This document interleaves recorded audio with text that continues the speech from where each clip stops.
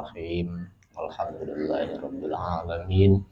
Arrahmanirrahim. Maliki yaumiddin. Iyyaka na'budu wa iyyaka nasta'in. Ihdinas siratal mustaqim.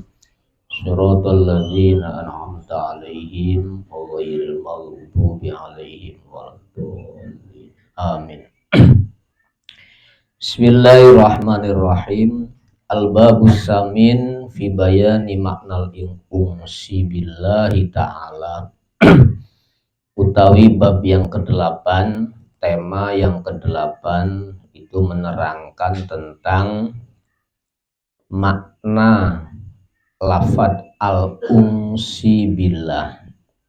Unsi dalam bahasa Indonesia adalah tentram. Dalam bahasa Jawa adalah ayem. Apa sih arti ayem kepada Allah? Ayem, adem, tentrem dengan Allah. Nanti diurai di sini.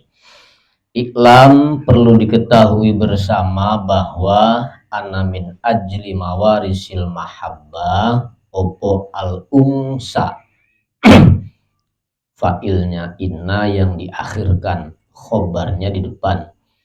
Ana min ajli mawarisil mahabbah sak temene saking iku arai piro-piro buah daripada mahabbah opo al-unsa, ada rasa ketentraman, ada rasa keayeman, boleh kesejukan dan lain sebagainya, tergantung apa yang diartikan dari bahasa tentram itu sendiri.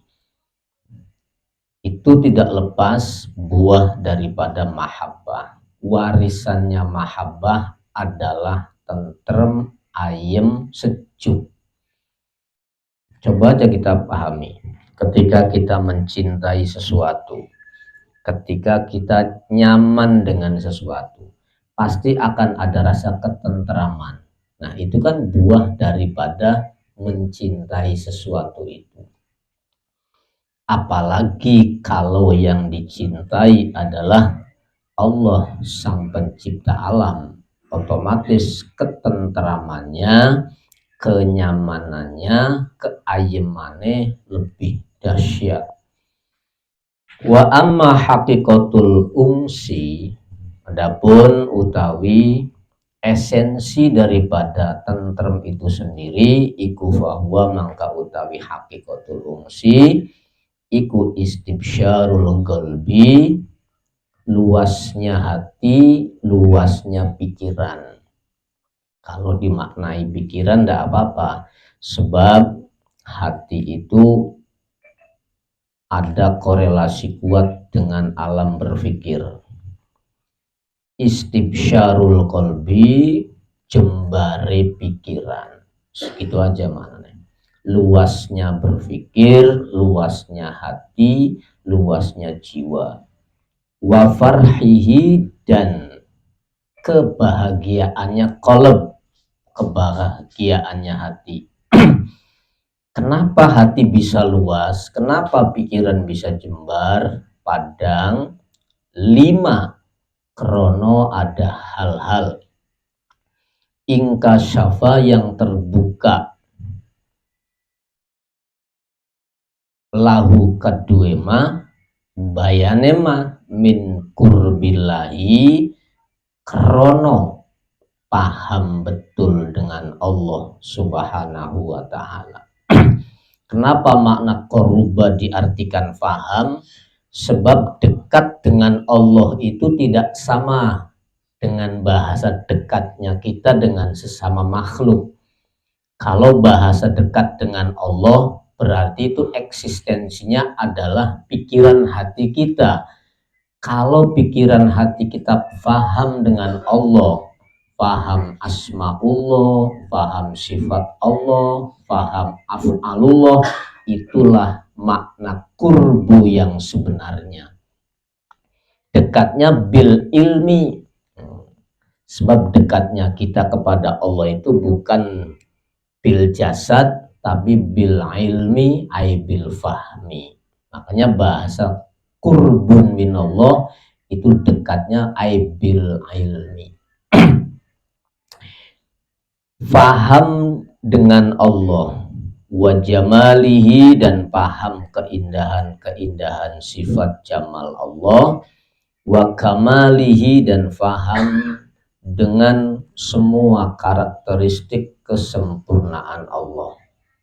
Itu yang dimaksud al-unsu.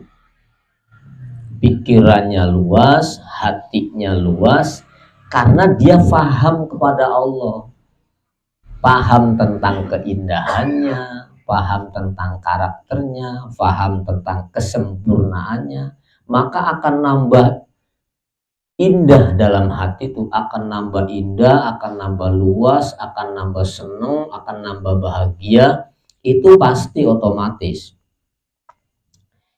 Kita senang dengan sesama saja ketika yang disenangi itu terasa istimewa menurut kita, wah rasanya koyo dunia milik kita berdua. Gini wadan. Nah iya. Padahal belum tentu yang lain sama dengan perasaan seperti kita. Qala pendapat sobobaduhum sebagian aulia, hakikatul qurbi utawi esensi makna dekat itu adalah iku faqdu hissil asyai, yaitu hilangnya rasa terhadap sesuatu makhluk. Hilangnya rasa yang ditangkap oleh indera kita ini, hilang rasa yang kaitannya dengan makhluk. Itu menurut pendapat sebagian aulia. Minal qalbi, hilangnya sesuatu makhluk dalam pikiran jiwanya orang tersebut. Artinya apa? Selagi dalam jiwa kita masih ada tendensi makhluk, maka keberadaan dekat dengan Allah itu masih disangsikan. Berarti kalau sudah totalitas tidak ada makhluk dalam hatinya, hanya Allah, hanya sifat Allah, asma'ullah, af'alullah saja, maka disitulah makna kurbu menurut sebagian ulama. Wahudu isdomir, wahudu iddomir ilallah, dan konsentrasinya hati ilallahi kepada Allah subhanahu wa ta'ala. Artinya fokus pada satu titik yang tidak bisa terbagi. Nah ini yang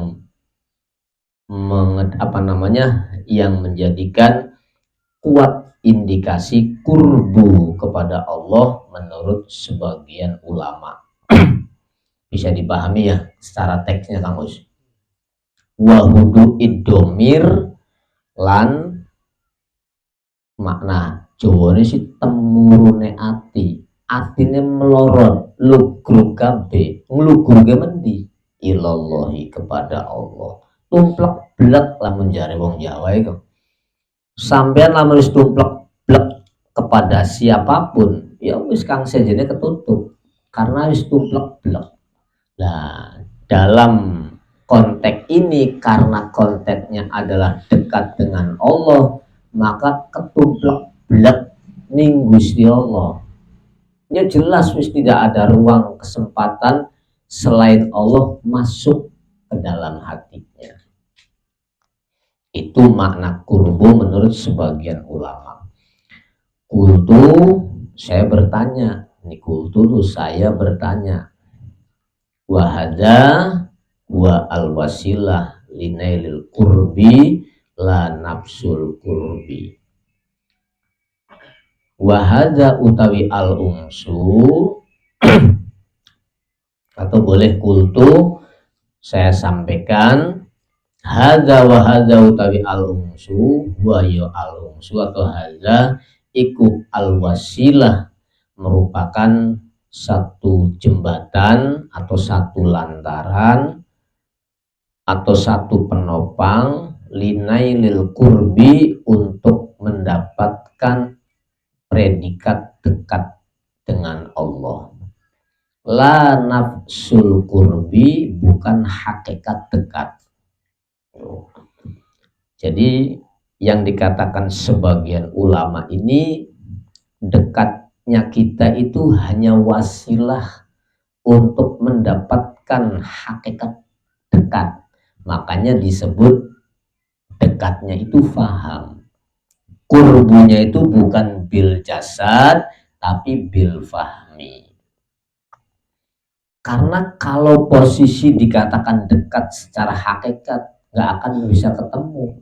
Antara kholik dengan makhluk itu nggak akan bisa ketemu, Pak. Nggak akan bisa ketemu.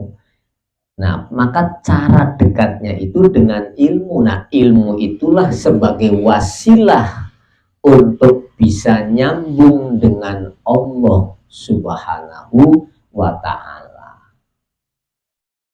Cinta itu wasilah untuk bisa nyambung dengan Allah Sang Maha Pengasih atau Maha Pencipta. Jadi kedekatan itu hanyalah lantaran untuk bisa mengenal eksistensi hakikat Allah yang betul-betul maha dekat. Seperti dikutip dalam Al-Quran, nahnu aqrabu min hablil warid.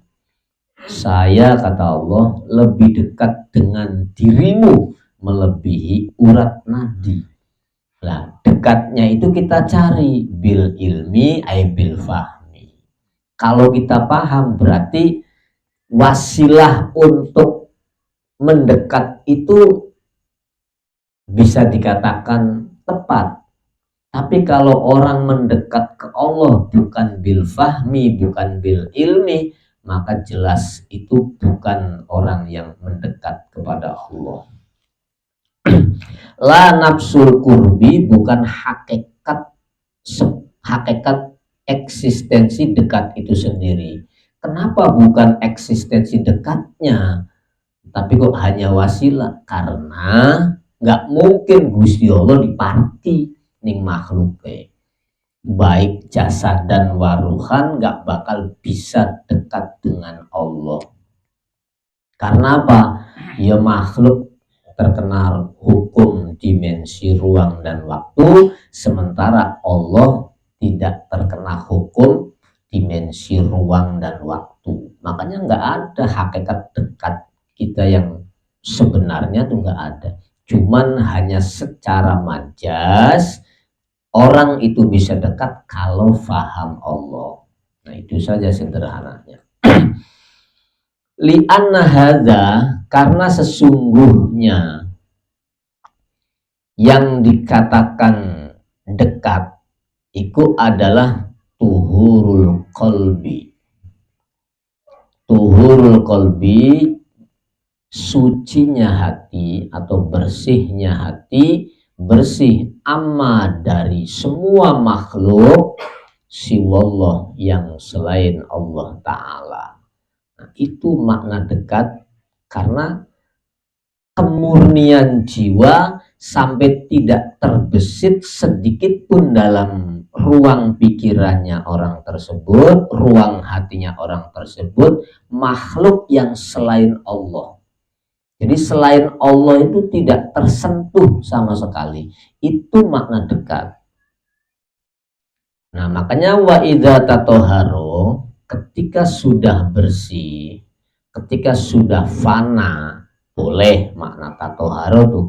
Ketika sudah fana, sudah bersih, sudah netral dari semua unsur kullu masiwallah, ketika sudah bersih atau suci opo al-qalbu, jiwa, amma dari makhluk siwallah, yang selain Allah, karena maka ono sopo Allah, ketika hati kita sudah mengoffkan semua yang selain Allah, maka otomatis Allah iku hadiron, bisa dirasakan ma'al abdi, dalam perasaan seorang hamba. ma'a bimakna fi. Karena ida tatoharo jawabnya kana, maka pasti ono sopo Allah, ono iku hadiron, bisa dirasakan. Aja yo hadir maknane teko. Brigele gune baturira teko celatus nyaluk kopi. Yo, celatus anu orderan brigele baturira. Hadiron itu maknanya bisa dirasakan dalam hati. Tuh. Keberadaan Allahnya itu bisa dirasakan. Tuh.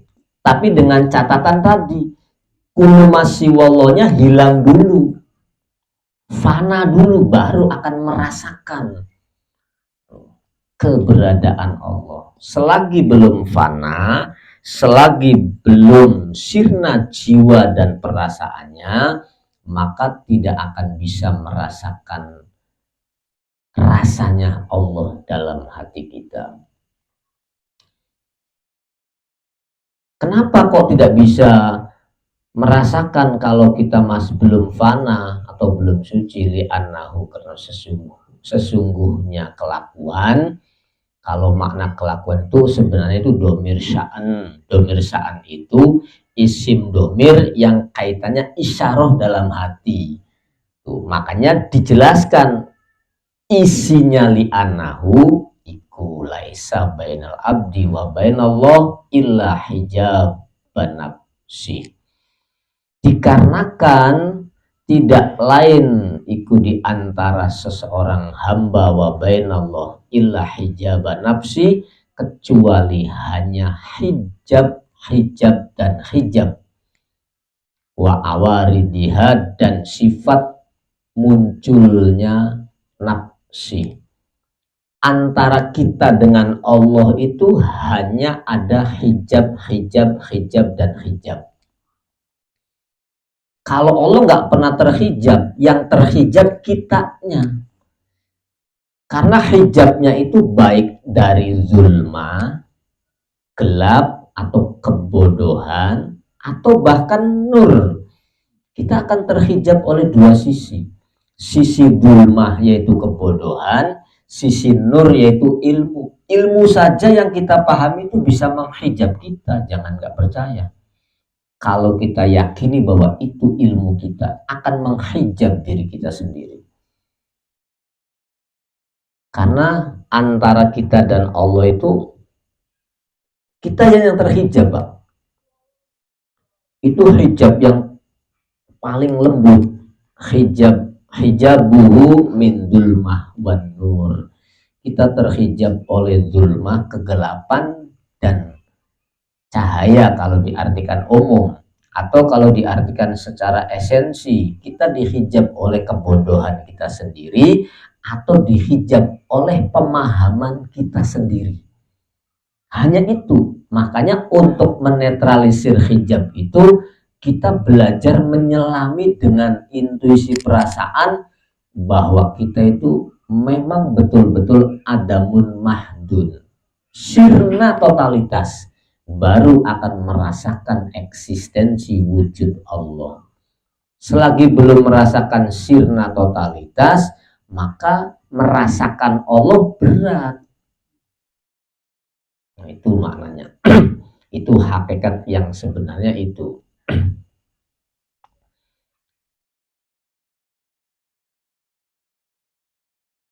Dan hijab itu terus wa'awariddiha, dan sesuatu yang bermunculan. Jadi terus menerus. Itu hijab yang tidak terlihat. Apalagi hijab yang terlihat.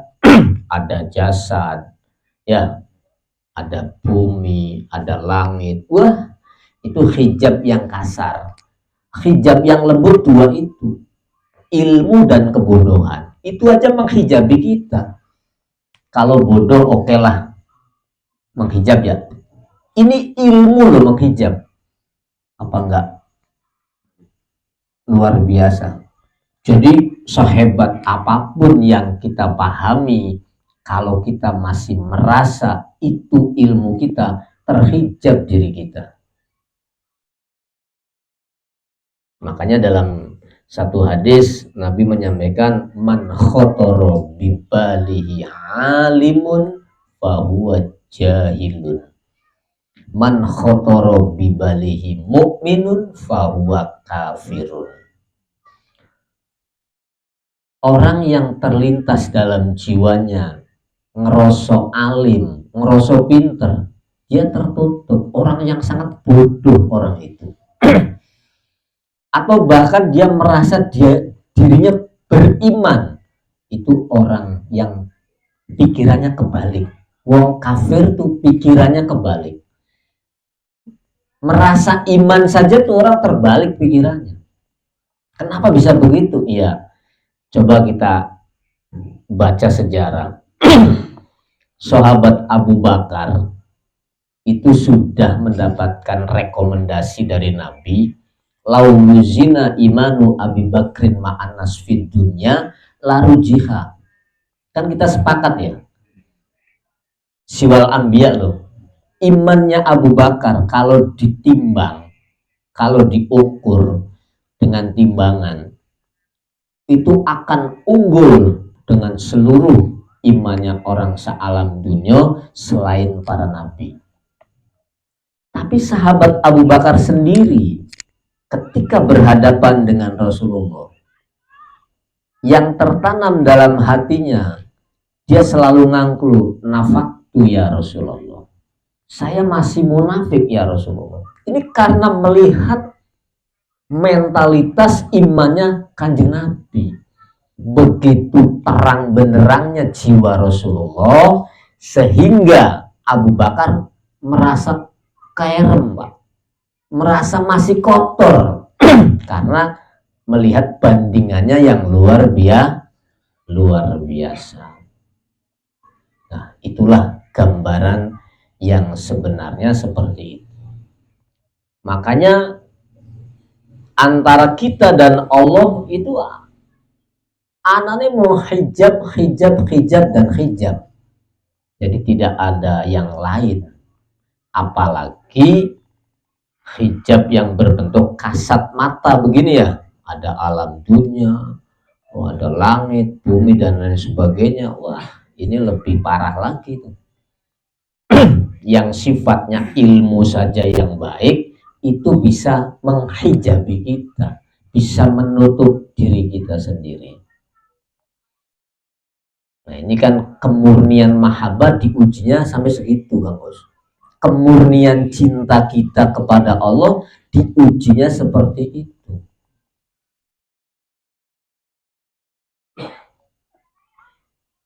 Nah, makanya faidah fania, ketika sudah sirna sopo wong anha dari hijaba nafsi wa awaridiha wa an awaridiha, dan hal-hal yang anyar teko muncul dari nafsi, wa alima, dan memahami sopo abad, memahami kiamal alami, ing berdirinya alam semesta ini, kullahu seluruhnya, bikudrotillah, betul-betul karena kudroh kemampuan Allah, arofa, maka paham sopo wong, paham kurballahi, ing pengertian dekatnya Allah, biha kelawan nafsahu, nafsunya abad, maksudnya jiwanya abad. Nah, akan paham apa? Kasyfan hale terbuka, mukasyafah itu terbuka, plong. Lamun jare bahasa Jawa mukasyafah itu apa? Plong. Kang mau ning ganjel kok akhirnya beli ganjel. Karena apa? Wis satu frekuensi. Kang mau ning ganjel akhirnya beli ganjel, jadi plong. Itu yang dimaksud, keplongan itulah yang akan menghantarkan kita memahami dekat dengan Allah, sampai tahu persis semua eksistensi yang ada di jagat raya ini tegak dan berdirinya itu betul-betul bikudratillah. Arafa qurballah biha, sehingga dia memahami Allah dekat dengan makhluk itu dengan plong. Wa iradatuhu tahsison, dan wa iradatu lan ono apa iradatuhu kehendaknya Allah ana iku tahsison secara khusus, wa kudratuhu dan kudrohnya Allah ijadan wa ibqaan.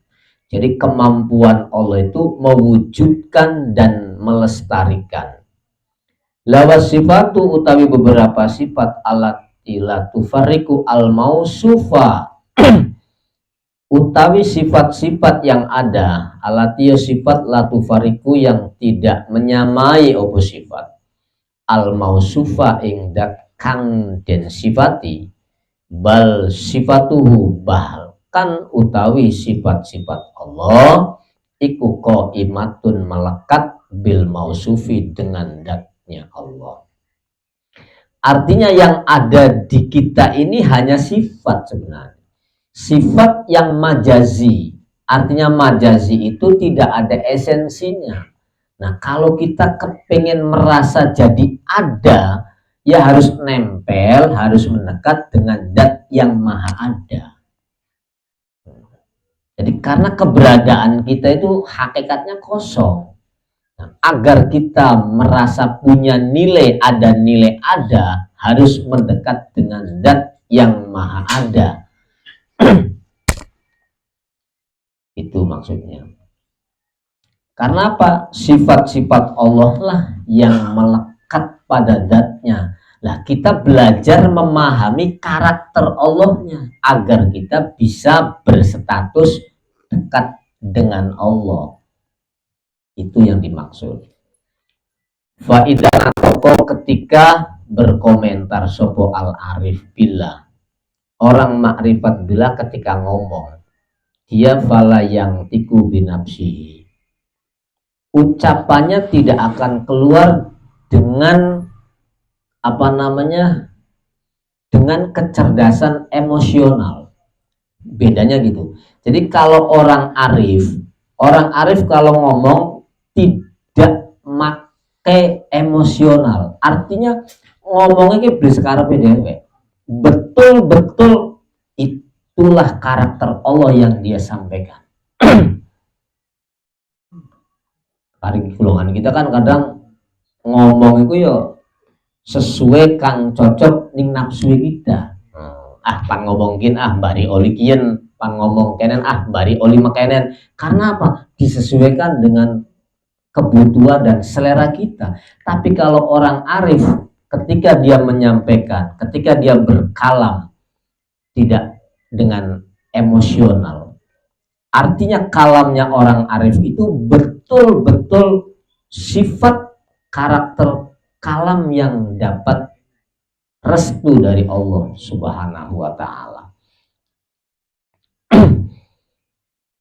Wa idza sami'a fala yasma'u binafsihi. Wa idza sami'a ketika mendengar sopo arif fala yasma'u binafsihi. Ketika dia menyerap asupan, dia tidak akan menyerap dengan menggunakan nafsunya. Artinya tidak menyerap dengan menggunakan syahwatnya, tapi dengan kelembutan rohaniyahnya, dengan kebersihan jiwanya. Kenapa bisa begitu? Karena mereka itu banyak mempelajari wahyun nubuwah. Ada yang paham wahyun nubuwah? Perlu diketahui, Kanjeng Nabi itu al-ummi. Jadi kata-kata al-ummi itu bukan berarti Kanjeng Nabi belum bisa nulis. Tapi Kanjeng Nabi boten belajar metode penulisan, boten belajar metode baca. Karena bahasa yang turun. Jadi Nabi itu sebelum mendapatkan wahyu risalah, itu mendapatkan wahyu nubuwah. Jadi Kanjeng Nabi itu wahyu nubuwah dulu, digembleng jiwanya itu Dalam satu keterangan 1 bulan, ada yang mengatakan sampai 2 bulan. Itu tidak ketemu siapapun, nggak ketemu istri, nggak ketemu anak, nggak ketemu teman, nggak ketemu siapapun. Kalau istilah orang sekarang itu ya topo broto lah, uzlah di Gunung Uhud. Itu dalam rangka untuk menerima yang namanya wahyu nubuwah. Nah, inilah spirit ini yang dibangun. Ya, setelah Nabi selesai mendapatkan wahyu nubuwah, baru Nabi mendapatkan wahyu risalah. Wahyu itu. Makanya harus dibedakan. Kalau wahyu risalah, ayat yang turun Iqra. Tuh. Jadi kalau kita memahami Kanjeng Nabi nggak bisa baca tulis, ya salah. Kanjeng Nabi itu bisa nulis, bisa baca, tapi tidak belajar metode menulis. Ingat, bahasa dalam Al-Quran, alladzi allama insana bil qalam. Iqra, tapi di situ warob bukal akrom. Nah, ini bedanya. Pendidikan secara umum ditempuh dengan metode belajar. Berarti posisi Allah Al-Karim, umum, tapi di situ menggunakan af'alu tafdil, akrom. Berarti yang mendidik, yang membimbing langsung Allah. Makanya Nabi Dawud, Allamani Rabbi fa'ahsana ta'dibi. Nah, di situ akrom. Jadi lamun ana wong bleng ngerti metode tulis, bleng ngerti metode belajar, kok paham bisa menulis, paham bisa belajar, berarti akrom posisi Allah di situ. Diistimewakan orang itu. Boleh belajar kok pinter. Nah, ini posisinya akrom Allah. Makanya kan Iqra wa rabbukal akram. Bukan karim, bukan. Itu nabi. Nah, maka yang bisa menyerap pelajaran wahyu nubuwah itu biasanya para aulia. Ini yang sulit untuk dijelaskan di umum, karena itu wahyu nubuwah. Nah, nur nubuwah atau wahyu nubuwah. Nah, ini para aulia pun begitu. Yang dikejar itu betul-betul nur nubuwahnya. Jadi apa yang Allah didik kepada baginda Rasulullah itu yang dikejar, sekalipun kita mempelajari wahyu risalah, tapi juga harus memahami ada wahyu nubuwah. Jadi istilahnya kalau Rasul itu pasti Nabi, kalau Nabi belum tentu Rasul. Ya kan gitu. Jadi kalau Nabi itu pasti punya wahyu nubuwah semua. Cuman ada yang jadi Rasul, berarti di situ diberi wahyu risalah. Wajib menyampaikan. Itu namanya wahyu risalah. Kalau sudah kita memahami itu akan enak. Kok bisa ya para aulia ketika ngomongnya beli sekarepe dewek, beli sesuai selera syahwatnya. Karena intuisi perasaannya yang dikejar itu nur nubuwahnya. Makanya kalau nur nubuwah sampai kapanpun tidak akan bisa diwarisi, Pak. Hanya bisa dipahami dan kita ikuti jejaknya, pasti akan bisa merasakan. Nur nubuwah itu yang sangat sulit. Nah, kalau orang kok sudah mempelajari atau memahami sirnya nur nubuwah, ya insya Allah sedikit banyaknya orang itu akan menjadi calon seorang aulia. Karena nur nubuwahnya, metodologis nabi spiritnya itu yang dikejar. Karena kita semua kan diterangkan di awal, ilmu saja hijab. Nah, maka supaya tidak terhijab, kejar itu nur wilayah, karena nur wilayah itu pasti berdekatan dengan nur nubuwah. Hanya ada dua nur di dunia ini yang Allah terima eksistensinya. Satu nur nubuwah, kedua nur wilayah. Dalam bahasa Nabi, al ulama warasatul anbiya, maksudnya orang-orang yang mengejar nur nubuwah dia akan kecipratan. Non maksudnya kok pasti kecipratan. Belum bisa diturunkan kita anaknya Nabi ya kudu hebat, belum mesti, karena nur itu tidak bisa diwariskan secara keturunan, nggak bisa. Itu betul-betul murni. Adabani Rabbi fa ahsana ta'dibi. Itu Allah yang membimbing. Kalau Allah yang membimbing, kalau Allah yang mendidik, ya pasti cesplong lah. Tidak akan samar dan tidak akan sanksi. Pasti luar biasa. Nah, itu gambarnya seperti itu. Orang arif ketika dia bicara, bukan emosionalnya yang muncul, bukan syahwatnya yang muncul, bukan kepentingannya yang muncul, tapi betul-betul gelombang nur ilahiyahnya yang bekerja.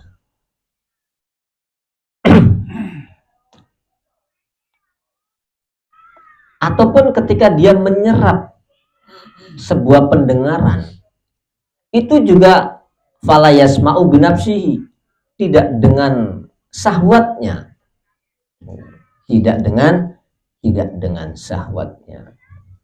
Nah, awake dhewe kan ya wis anane mung syahwat dan syahwat.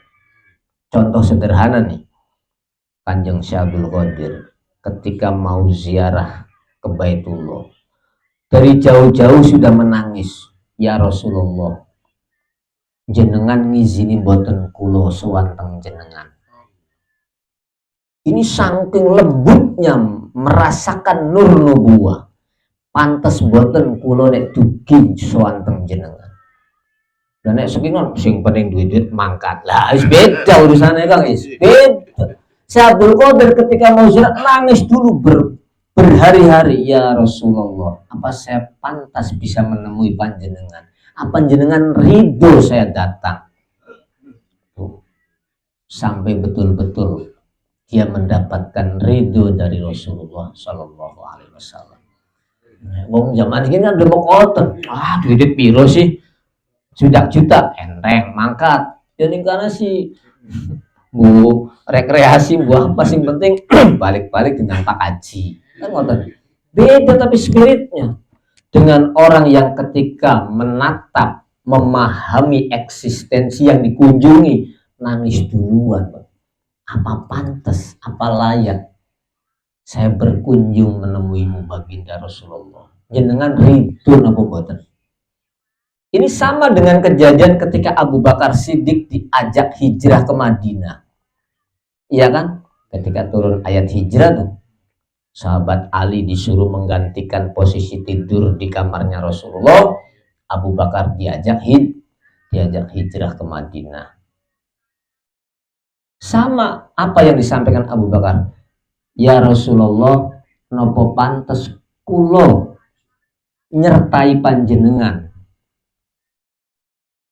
Kulo nyuwun tanglet keteng Allah Subhanahu wa taala. Nopo layak, nopo pantes kulo kok dijak hijrah kali jenengan.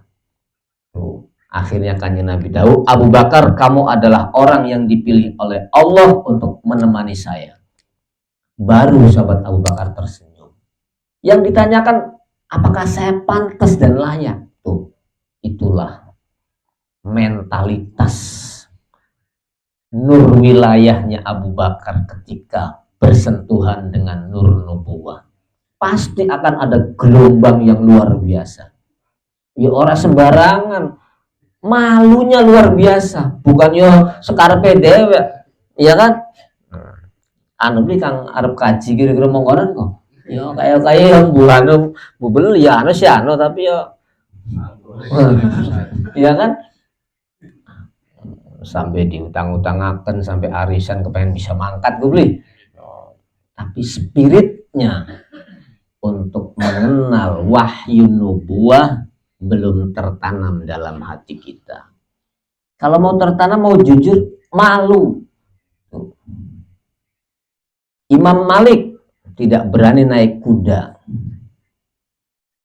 karena saking takdimnya turbatul Madinah. Saya takut menginjak debu yang diinjak oleh Rasulullah. Alangkah suul adabnya saya. Itu sahabat Imam Malik bin Anas. Nah, itulah contoh-contoh yang sudah makomnya mendapatkan, merasakan nur nubuah, ya seperti itu nanti gambarannya. Jadi bukan hanya emosi, bukan hanya hukum yang dia pandang, tapi jauh ke dalam. Sekalipun mampu duitnya bisa mana, tapi perasaannya ini lembut sekali. Apakah engkau rela ketika aku berkunjung padamu ya Rasulullah? Itu nangis Abdul Qadir Jilani berhari-hari ketika mau berangkat ziarah Haramain, ziarah ke Madinah. Itu nangis dulu Pak, berhari-hari. Ya ulangan kula sudah sakuran, weh. Tamu bisa kok nangkap organ ya, Man. Iya kan? Nah, ya seperti itu, supaya tahu aja, agar kita tahu kok ada ya orang bisa bicara tapi tidak unsur syahwat. Kok ada ya orang bisa mendengar tapi tidak unsur syahwat. Ya karena tadi sedikit banyaknya dia banyak menyerap ajaran nur nubuwah. Yang nur nubuwah itu metodologinya adalah fana totalitas. Ronggulan Kanjeng Nabi, beli ketemu rabi, beli ketemu anak, beli ketemu batur. Golongan kula-kulaan sedina banyak ke HPP puyeng. Aduh, wah kelabakan. Ya beli. Aduh Pak. Makonan mengaku wali. Wali sengendi. Ya istilahnya kan seperti itu. Nah, supaya tahu aja bahwa seorang arif ketika dia bicara itu pasti bicaranya bukan dengan syahwat, ketika dia menyerap pasti serapannya juga bukan dengan syahwat. Makanya ngeramat omongannya Pak waliku, karena mau ngomongnya beli syahwat, ya nyerapin mboten syahwat. Is ado lah karya-karya tulis empiris para aulia kenapa sampai jaya sampai saat ini, karena ngeramat Pak. Kita jangan jauh-jauh lah, kitab Al-Jurmiyah umpama contoh, itu kitab Jurumiyah itu dikarang oleh Imam Sonhaji, ngarangnya di tempat yang mulia, di waktu yang mulia, terus hatinya betul-betul ingin dekat dengan Allah, ngarangnya ning ngarep Ka'bah, waktu nih waktu sahur, pulane ning diwe seluruh dunia pasti mempelajari kitab Jurumiyah tuh, kaidah bahasa Arab, ilmu nahu, ilmu alat, grammar bahasa Arab, kitab Jurumiyah, kitab si cilik tapi seluruh dunia mengakui. Karena apa? Karena ketulusan jiwanya, betul-betul ngarangnya di tempat yang mulia, di waktu yang mulia, jiwanya pengarangnya sangat mulia. Waktu sahur ning ngarepe Ka'bah Kang Gus ngarange lho. Ari golongan kini sing ngarangi zaman kini sing pinter komputere. Oh, kopi ning iringan, laptop ning iringan, tes gampang. Buka Mbak Google, ya wis dadi karangan pirang jilid bae kan. Ya, berarti Kang pinter apa? Ya laptop karo Mbak Google. Beda dengan orang-orang dulu. Karena intuisi perasaannya yang begitu lembut sehingga ngeramat. Tulisannya itu ngeramat. Kenapa bisa ngeramat? Karena metode penulisan itu ada 5 faktor yang dominan. Ketika menulis, ya tangan bekerja, telinga mendengar, mata melihat, mulut bicara, otak merespon. Itu. Makanya orang-orang dulu kenapa belajar menulis? Ditulis walaupun pinter maknani kan ditulis nggak apa-apa, masa rugi yuk ditulis sekalipun udah apa oh makna naikian engkau besok ini akan bernuansa lain walaupun sewis paham betul wah tulisan zaman pengen kok bisa dibaca procok tapi indah rasanya tuh ada suatu spirit yang ditorehkan tuh. Beda orang belajar dengan tidak menulis. Kalau menulis itu Masya Allah luar biasa Pak, sangat luar biasa. Apalagi yang menulis karakteristiknya seperti itu, ya jelas ngeramat Pak.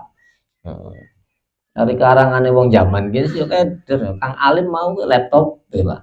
Karo Mbak Google ngiringannya kopi. Zaman bengi sih ngarang ini ngarep Ka'bah, waktu bengi ditirakati diriadoi, ya jelas mencorong. Ya kan? Logikanya begitu. Spiritnya yang mencorong. Nah, di sini harus tahu, ada ya orang yang ngomong tapi tidak syahwat, ada ya orang belajar tapi pendengarannya yang diserap bukan karena syahwat. Ya yang seperti itu. Dalam hal apa saja sampai seperti itu. Saya contohkan tadi, Syekh Abdul Qadir ketika kepengen ziarah Madinah nangis dulu, minta izin ya Rasulullah jenengan ngizini boten apa kula pantas boten kula swanten jenengan. Orang glabu-glabu asal teko terus medeteng. Boten itu adabnya. Itu adab yang betul-betul saking fahamnya akhirnya menjadi nuansa adab. Gitu. Bisa dipahami Kang Mas ya. Nah, idza sami'a sopo arif fala yasma'u binafsihi. Blenggo nafsu ngroknang iku. Ngaji mboten nafsu. Terus lembut dengan perasaan. Wahakada begitulah karakter orang arif. Wahakada begitulah karakter orang arif. Karakternya wali saja sebegitu hebatnya, apalagi karakter nubuwah. Kita nggak akan bisa jangkau Pak, nggak akan bisa jangkau. Makanya Abu Bakar ketika berdampingan dengan Rasulullah, dia selalu mengatakan, ya Rasulullah nafak tuh, kenapa saya masih munafik ya Rasulullah. Saking mencorongnya nur nubuwah sehingga nur wilayah kerem Pak. Ingslem. Iya. Terus watt. Kelem Kang Us, kelem. Bukan berarti sahabat Abu Bakar kotor. Kalau dibanding dengan umat yang lainnya otomatis lebih mencorong. Cuman ketika berhadapan dengan nur nubuwah, ya kerem nuri, ambles, masih merasa kotor. Nah itu gambarannya seperti itu. Wahakada begitulah. Waroda sampai atau teka datang fil hadis dalam sebuah hadis fal arifuna utawi orang-orang arif ikut talasya'a ahwalahum an qurbillah. Talasya'a itu mendiami, mengosongkan ahwalahum pada jiwanya arifun an qurbillahi andoh saking jauh, andoh saking dekat dengan Allah. Artinya yang didiami hanya kedekatan dengan Allah yang dikejar. Apa nih yang bisa menghantarkan kita dekat dengan Allah? Itu yang dikejar para arifun tuh. Talasa'atu mendiami an qurbillah. Maknanya kan kosong, kosong ahwale, kosong dari jauh, berarti mendekatnya ke Allah. Itu maknanya.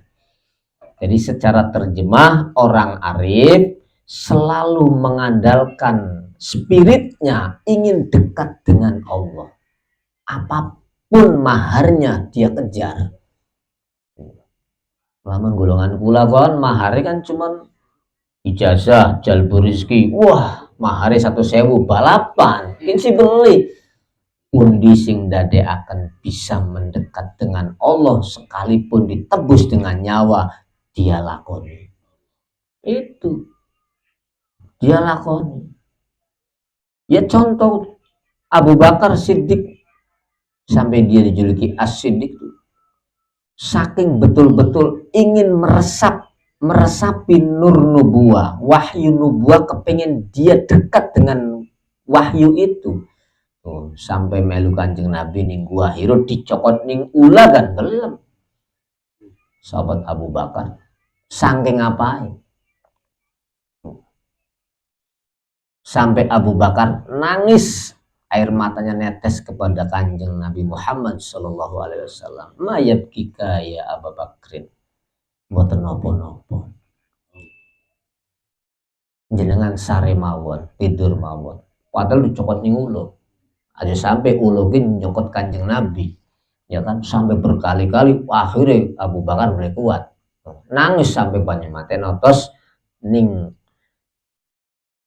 pipi Kanjeng Nabi terbangun sampai sahabat Abu Bakar nangis. Akhirnya wallahi ya Abu Bakar ma abkaka, apa yang membuatmu menangis? Kalau sudah Nabi wallahi Abu Bakar kayak derapan bobatku, iya kan?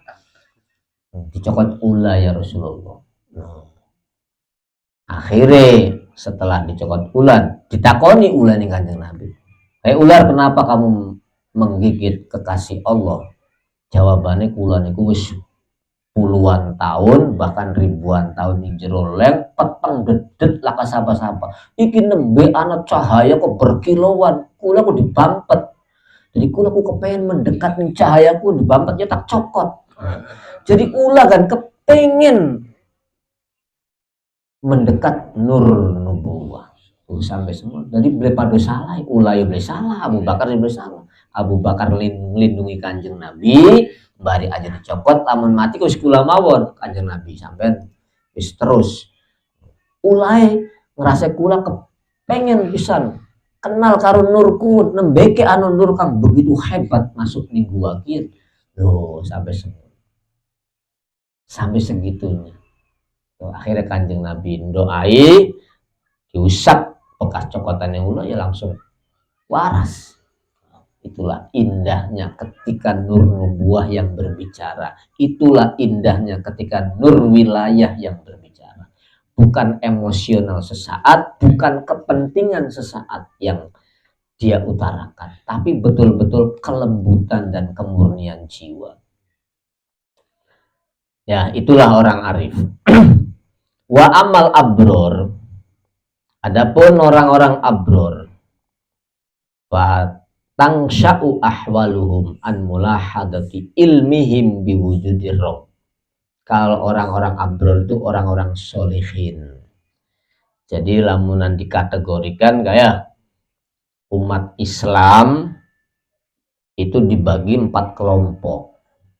Yang pertama itu zaman keemasan, itu zamannya para nabi. Yang kedua zamannya para sahabat. Yang ketiga itu para muqarrabun. Nah, golongan kula aku masuk 2 tiket, sing pertama, kedua, ketiga belum mungkin. Nggak akan bisa punya tiket apalagi punya KTA. Ning zaman kenabian nggak akan mungkin punya KTA. Ning zaman sahabat nggak akan mungkin bisa jadi anggota kan kok. Pengen melu masih bisa.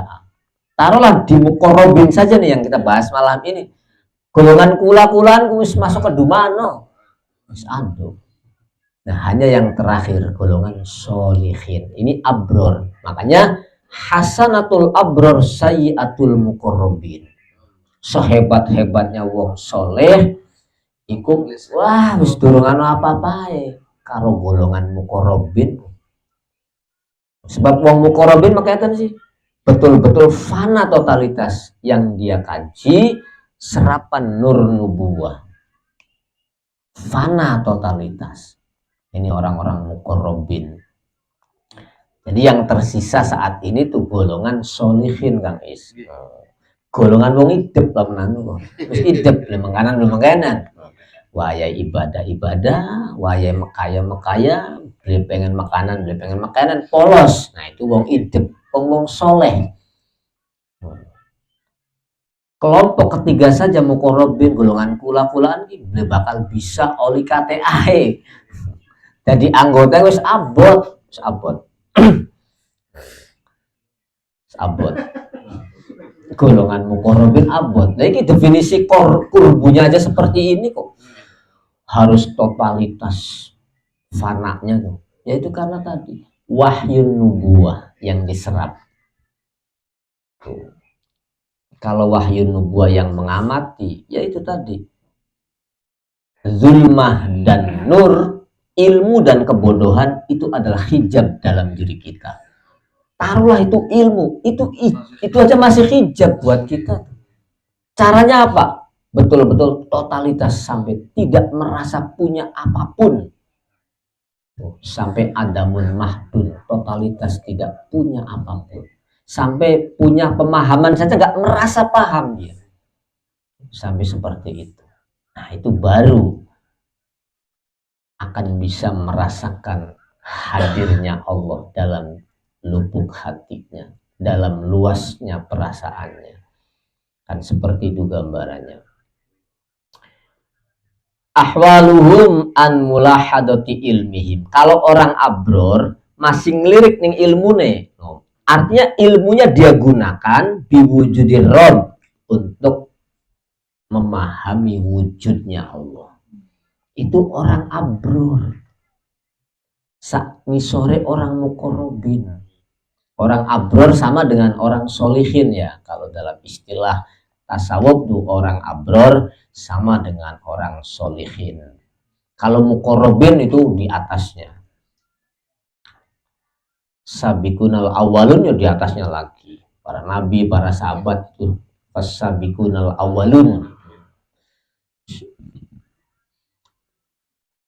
Wa amal abror tadi mutlakon secara umum ma'al ilmi ing dalam sertane faham biik biktidarihi dengan takdir yang Allah berikan alal man'i baik ketika diberi miskin, diberi susah, wal atok dan ketika diberi sukses, diberi kaya, diberi pinter, wal is'ad baik ketika diberi keberuntungan, wal isko ataupun diberi kerugian.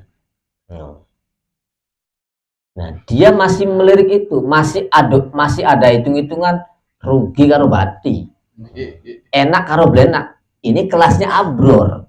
Tuh, artinya masih merasakan lamuning rako koyo blenak. No, masih mekonon kelasnya lo lamun abror, lamuning swarga ya enak. Tapi kalau muqarrabin sudah hilang. Rasa enak karo blenaknya wis hilang. No. Dia merasakan enaknya eksistensi karakter Allahnya. Tidak iltifat ilal jannah, tidak iltifat ilas neraka. Enggak. Enaknya karena ladzat an-nadzar ila wajhillah. Hanya itu puncak kenikmatannya orang muqarrabin. Kalau abrar masih mau, ya masih dihitung dengan ilmunya tadi. Kin sakowah, blena, kin saadah enak, kin untung, kin rugi. Masih ada untung rugi ya, tapi ditimbangnya dengan ilmu. Nah, itu masih kelasnya abror. Apalagi yang tidak ditimbang dengan ilmu, ya wis masuk solehin acan kan, gawat nih. Lawal arifuna utawi orang-orang arif iku yarawna merasakan robbahum ing pangerane arifun fidunya ketika saat ini biainil ikon dengan sudut pandang kuatnya keyakinan wal basoir dan perasaan intuisi perasaan lembutnya merasakan Allah itu dengan keyakinan yang kuat dan intuisi perasaan yang lembut. Itu arifun. Lembut sekali, kayak tadi itu. Jadi sekalipun secara hukum angger wong mampu ya bisa mangkat kaji, duit wis ana, sang wis ana, syarat hukumnya wis lengkap, mangkat. Tapi kalau orang arif pun nggak begitu. Kanjeng Nabi ridho boten nek kula tuki, ganggu boten, kula pantes boten sowan teng beliau. Lah seperti itu. Kalau arifun tuh kaitannya ikon dan basoirnya yang lembut. Bukan hanya pandangan hukumnya saja, tapi kelembutan yang ada dalam intuisi perasaannya. Bi'ainil ikon, dengan pandangan jiwa yang kuat. Wal basoir, lan dengan intuisi perasaan yang lembut sekali. Nah, itu orang arif. Berarti kalau jiwa yang kuat, keyakinan yang kuat, itu mus mateng lamun ilmu kok Kang Mus. Paham wis luar biasa paham, masih digodok lagi dengan kelembutan intuisi perasaan. Sampai perasaannya itu dilembutkan lagi Kang Is. Padahal ilmunya sudah betul-betul lembut, tapi dilembutkan lagi sampai jadi resep ke seluruh rasa yang dia rasakan. Itu luar biasa, Masya Allah. Lawafil ukhro, ini ketika di dunia ya, mandangnya seperti itu. Kan pelajaran kemarin dijelaskan bahwa jiwa kita itu bisa melihat, bisa memandang, bisa alim, bisa pinter, bisa ngerti, bisa weruan, bisa ngerungu, bisa kekal jiwa kita itu, cuman tidak kodim. Itu saja perbedaannya. Nah nanti wafil ukhro, orang arif ketika melihat Allah di akhirat bil absor ay bil aini, dengan mata telanjang, artinya dengan mata yang betul-betul tidak tanpa penghalang. Kalau di sini nggak bisa melihat Allah dengan mata dohir, harus dengan mata jiwa, mata hati, mata batin. Gara-gara mata batin disalahgunakan. Wah, kan mata batinnya tajam, tukang terawang. Wah, gawat. Iya. Tukang terawang mata batinnya hebat. Itu yang nggak hebat nggak apa. Bukan tukang terawang. Kang hebat iku Kiai Tandur. Nah, Kiai ku anu Kiai Tandur, ya. Anu Kiai Pitutur, anu Kiai Sembur, anu Kiai Ngawur.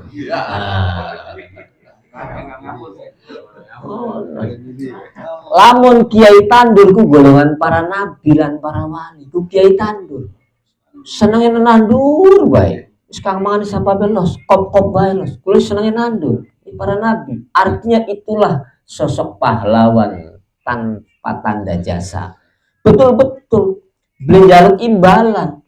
Itu karakteristiknya para aulia. Itu Kiai Tandur, nandur kebaikan terus, tidak berharap kembali. Itu namanya Kiai Tandur. Baru itu Kiai Tandur. Sing kedua Kiai Pitutur, ya golongan dai, bisa nuturi, pinter kan. Kiai Pitutur.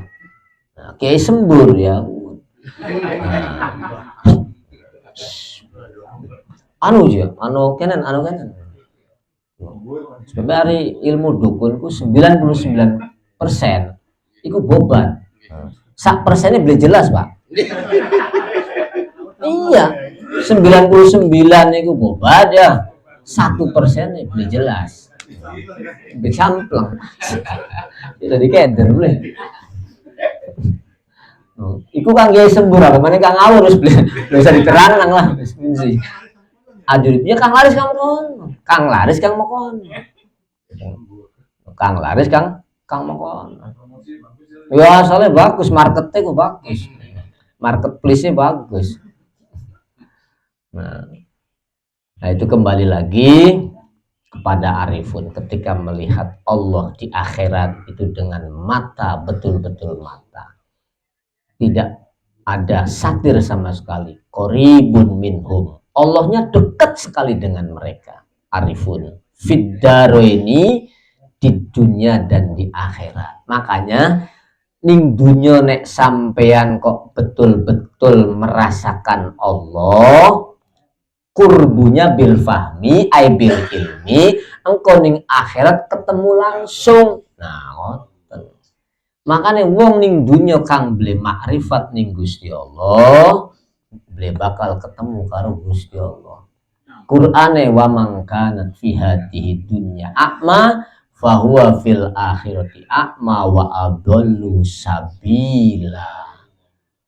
Luwih ngeri sasare, blangsak-blangsake luwih ngeri. Dan ning dunya beliau bisa memahami Allah, tidak bisa merasakan hadirnya Allah, jangan harap bisa ketemu Gusti Allah ning akhirat. Ya wa'alam gentayangan mudabdabina baina dalik, lingalor blingidul. Ya kan? Nah, ini makanya harus jelas. Ini yang dimaksud nasabul ilmi, yang perlu dibangun tuh. Jiwa kita harus punya nasab ilmu yang jelas. Kemana? Nur nubuwah. Siapapun berhak dan layak untuk merapat ke nur nubuwah dan nur wilayah. Saja diperdebatkan masalah itu. Kalau mendekat ke nur nubuwahnya tidak akan keliru. Tapi kalau mengedepankan baju alma mater egois tentang kelompoknya, jangan harap kamu akan selamat. Dungsluk. Ini yang dikejar tuh ini.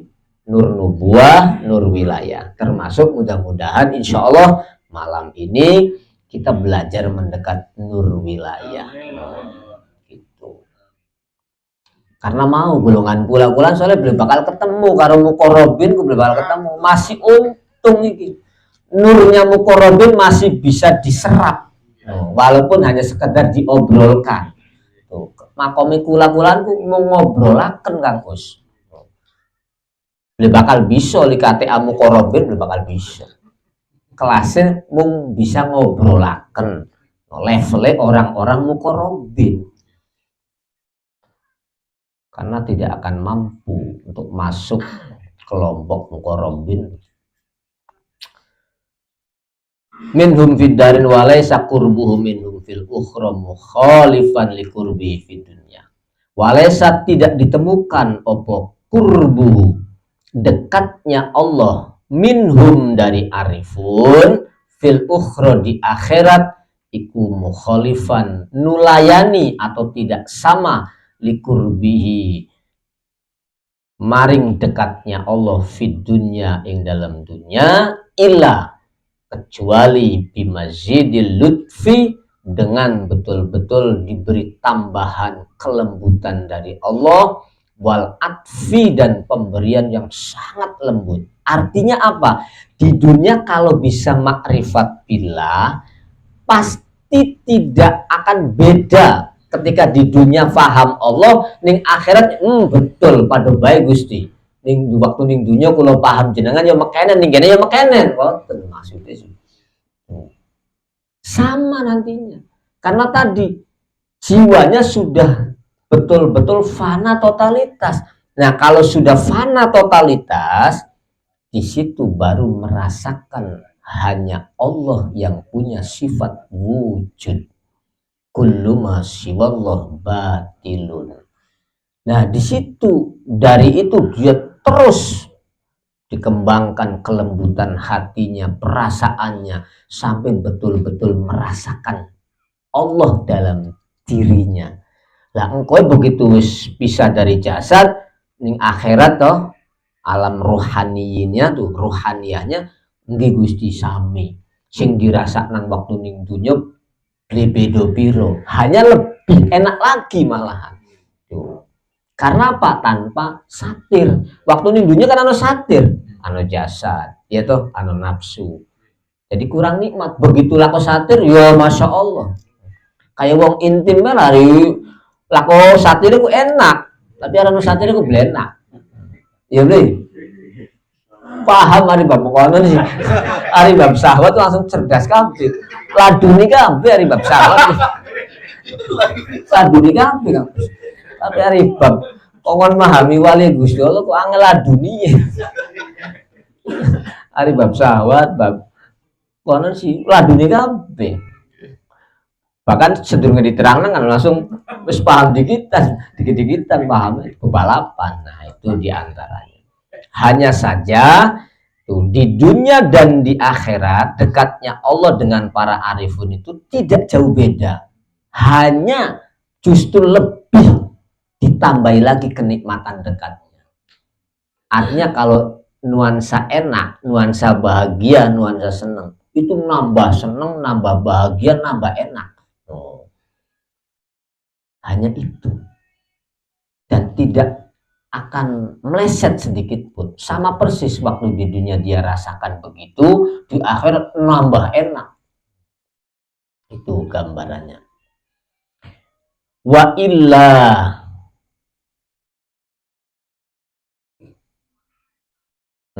wa illa ini.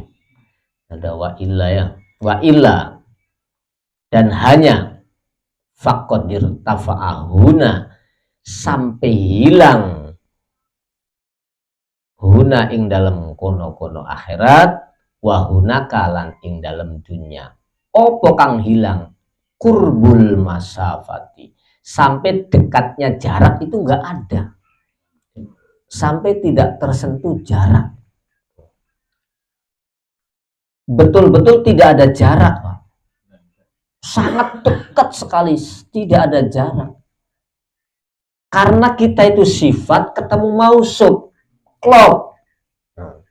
Ya jiwa kita itu kan rohania itu kan sifat, nggak punya eksistensi.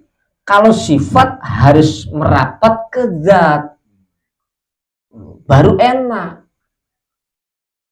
Nggak mungkin sifat bisa berdiri sendiri. Sifat itu kelihatan ada, kelihatan wujud karena ada mausuf, zat yang wujud yaitu Allah. Nah itu makanya ketika di sana ya jelas irtafa'a kurbul masafah, dekat dengan jarak itu hilang irtafa'a. Betul-betul sudah tidak ada satir, tidak ada hijab, ya tidak ada masafah. Karena alam rohania kita saja tidak menempat di suatu tempat.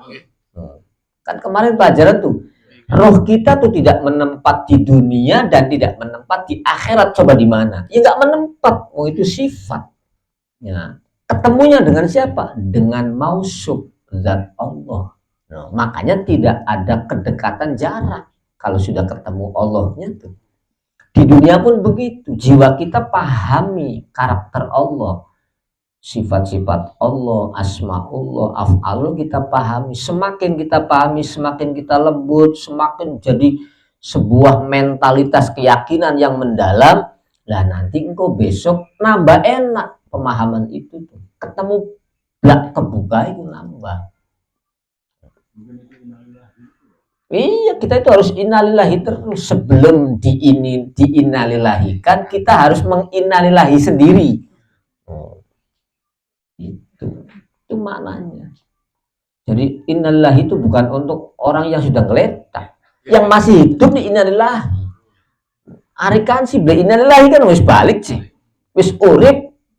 Nah, iya toh kula-kulaan iki sing kudu innalillahi. Itu maknanya seperti itu.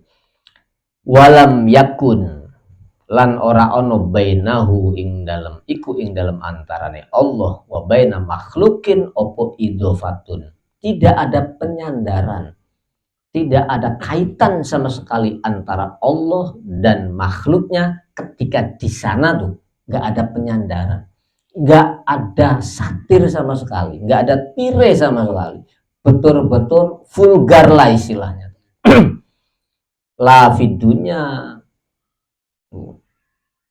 tidak dengan di dunia, ya wala fil akhirati dan tidak dalam akhirat. Awas loh. Ini ketika ketemu Allah loh.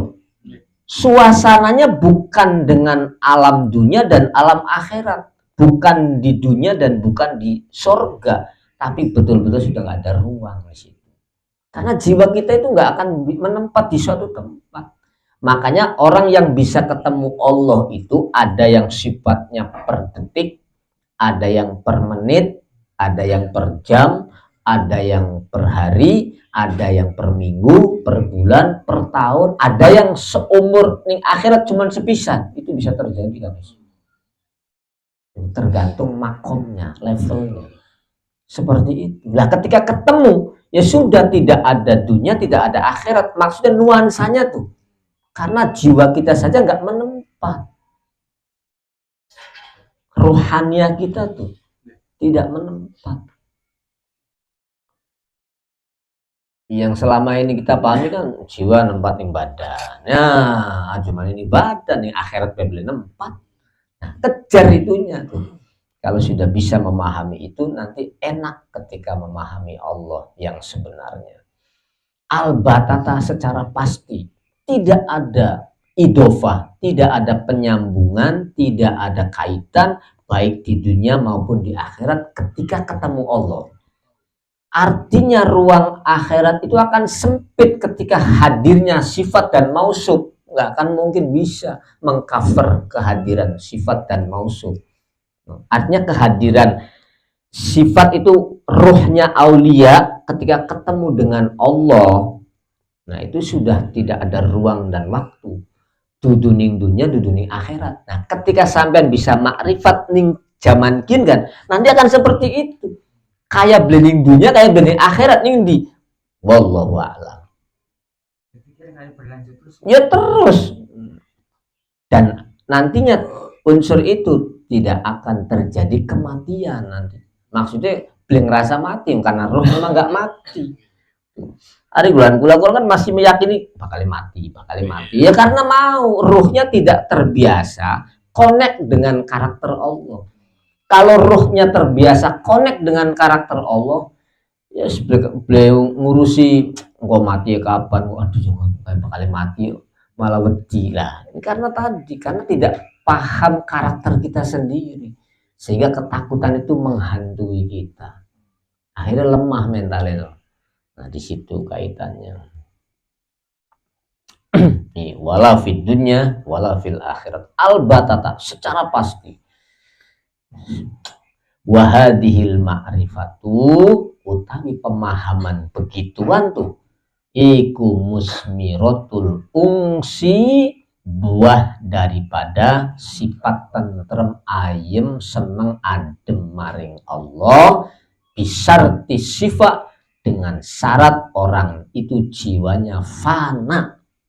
Makna sofa tuh bening maksudnya dengan syarat fana. Jadi jangan harap Anda bisa mahabbah, jangan harap Anda bisa punya sifat ayem dengan Allah kalau belum menginjak, belum menelan pil pahit fana. Jadi kongon fana dingin Kang Us.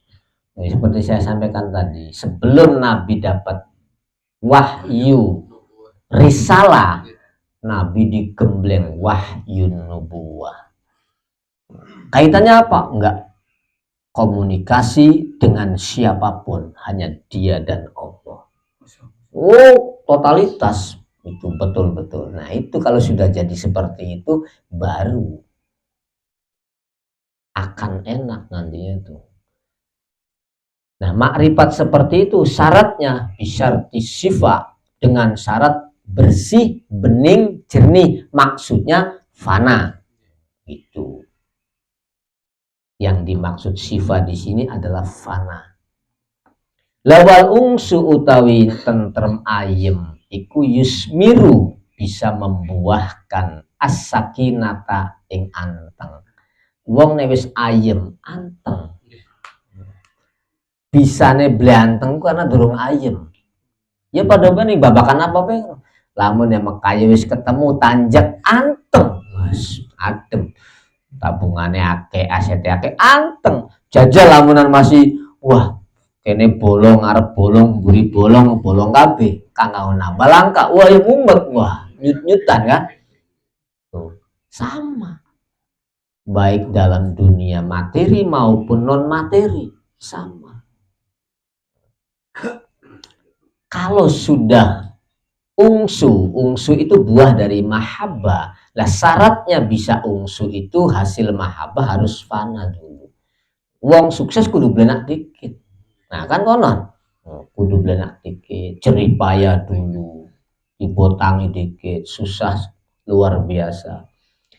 Fahia mangka utawi sakinah iku sulatun merupakan metode kang kanggo wusul maring Allah. Nah dari ketentraman itulah metode wusulnya seseorang kepada Allah. Metode wusul itu nyambung. Maknanya wusul itu nyambung kepada Allah. Nyambungnya tadi dengan apa? Dengan paham betul karakter-karakter Allah. Dengan proses tadi takdilu tughyanal qalbi wa tasabbatuhu wa tawakkufuhu ala haddil i'tidal fi zadil hadra. Faya sulatun takdilu kang bandingi apa sulah bandingi tughyanal qalbi ing lajute ati. Jadi uang sing wis nyambung kepada Allah iku podo karo uang sing paling beler. Maksudnya karakternya lo sekarepe dewek. Oh, maksudnya koten. Jadi orang kalau sudah nyambung dengan Allah wis gak peduli siapapun. Kan sekarepe dewek. Padu karo wong kang banget lajute ya wis belere ra karuan. Wong kang belere nemen karo wong kang nyambunge nemen pada baik. Wong bedae sing siji positif walaupun pada nemen ya sing siji negatif. Hari kang wusul maring Allah sing nemene positif ya sekalipun kadang-kadang jasadnya terluntah-luntah, kehidupannya tidak menyenangkan dipandang, tapi kenyamanan tentram jiwanya kan luar biasa. Itu spiritnya yang positif. Nah satu sisi belernya luar biasa yang satu wis ora karu-karuan lah badeke naudzubillah min dzalik. Pada baik cuman beda yang satu negatif, yang satu positif. Ini luar biasa perbandingannya. Watasabbatuhu wa tawakkufuhu, baik tetapnya ungsu wa tawakkufuhu dan tawakuf. Tawakuf itu fokusnya ungsu atau qalb ala hadil i'tidal ingatasi batasan stabil belen fi zadibil hadrati dalam zidabil hadra dalam apa namanya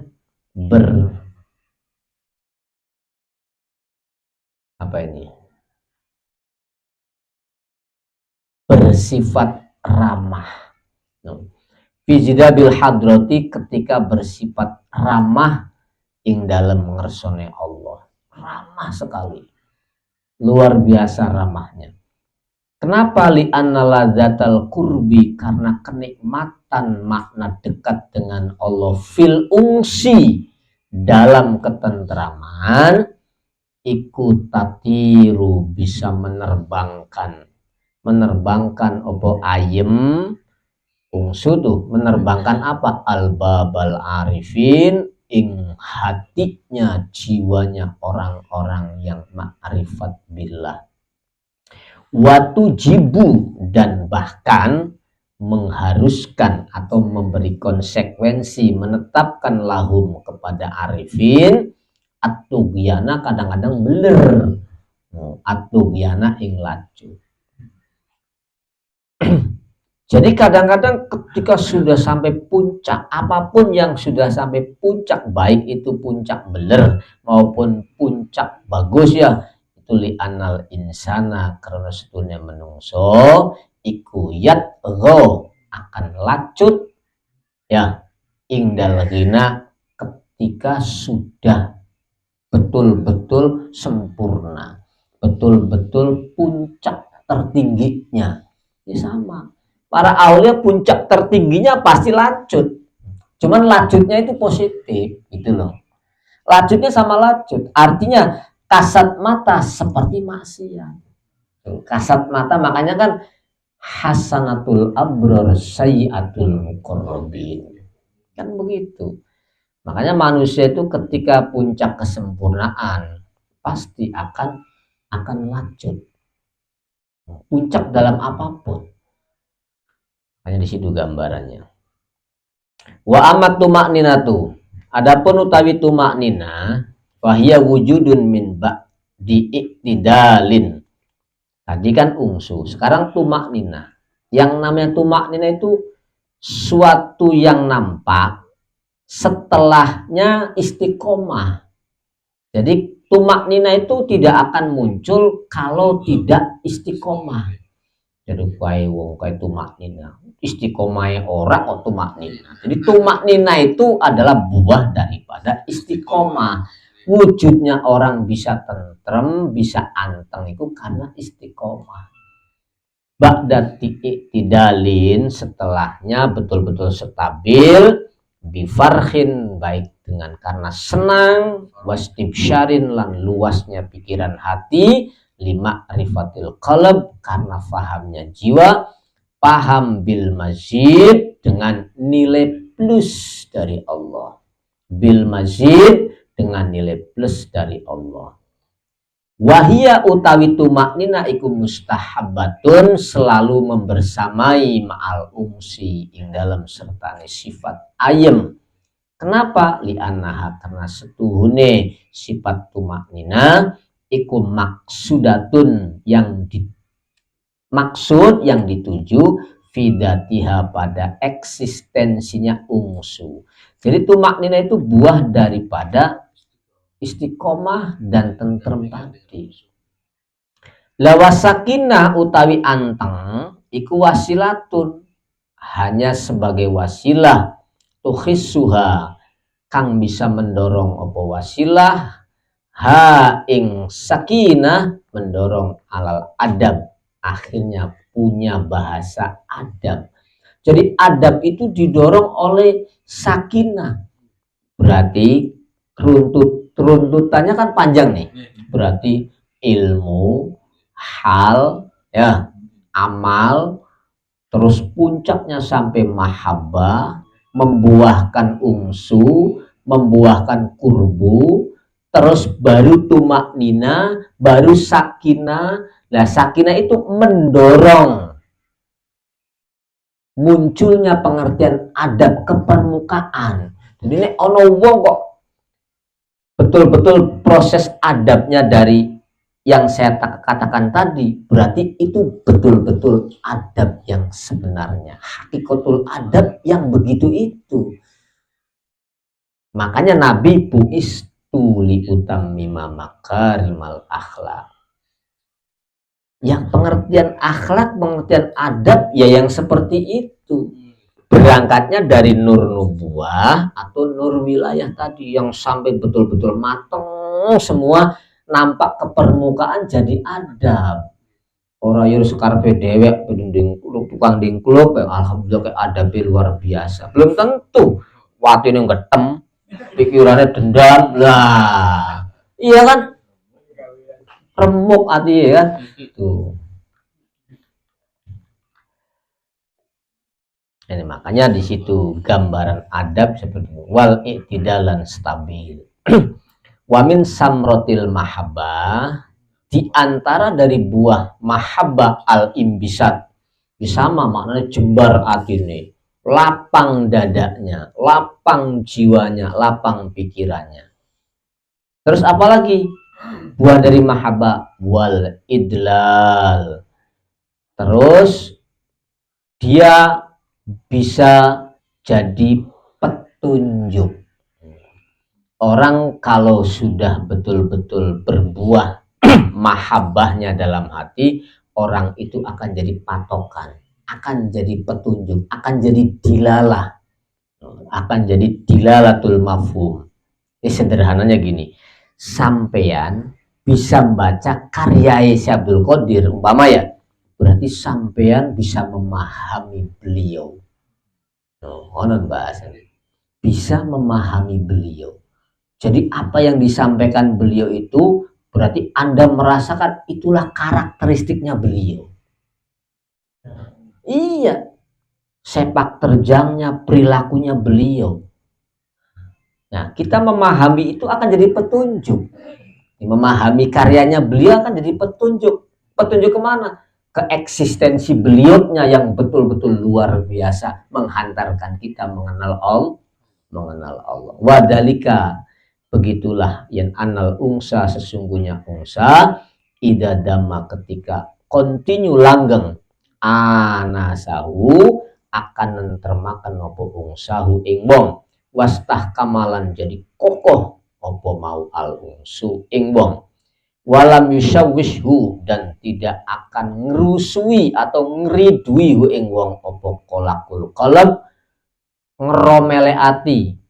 Ngerti ngeromele ati? Artinya dagdikduge ati itu tidak akan pernah dilayani. Tukarannya hati ke di delenang baik.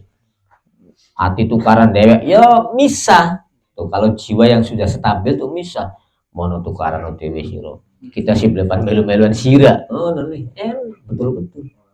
Orang ngurus. Supaya kadang-kadang kita dibikin bingung nih tukaran hati dewek.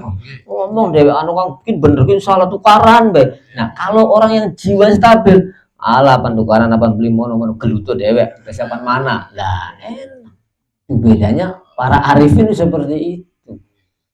Kadang-kadang kita masih kejebak kan. Waduh, preferensi gini, jadi gini makanan, jadi gini makanan. Aduh, preferensi kapan nih? Lah itu karena tidak matang. Karena nggak matang ya akhirnya melu ribut nih kono. Akalnya melu jegur mono, artinya nungsep mono sisan akhirnya puyeng kan. Nah, stres. Itulah faktornya. Likusurin nadrihi, karena sempitnya pola pikirnya seseorang, alati bihalihi, dari kejernihan jiwanya orang. Ismaro, maka ketika sudah dama dan tidak tersentuh oleh tukarane ati, ya asmaro, maka membuahkan opo zalika sifat ungsu imbisaton luas fil akwal penyampaiannya, wal af'al tindakannya, wal munajati dan komunikasinya. Nah, orang yang betul-betul luas ucapannya, luas aktivitasnya, luas komunikasinya, inilah orang-orang yang sudah mencapai ke sana. Fala yaliku dzalika bihalit takdim wal ijlal. Orang yang begitu fala yaliku, tidak layak opo dzalika, yang sudah sampai ibisatu bihalit takdim wal ijlal. Wis bling lirik ning penghormatan dan pengagungan. Arab diarani bagus apa jare sira, Arab diarani blesak apa jare sira, masa bodoh kono. Nah, ini wis bling lirik balayaliku bihali takdim wal ijlal tuh sudah jadi, bukan jadi bahan pertimbangan dan kepentingan. Hari ini kan kadang-kadang masih, waduh, harga diri seorang ulama ini diinjak-injak. Ulama yang mana dulu? Kalau yang betul-betul ulamanya yang sudah jadi sih nggak merasa diinjak-injak, enggak.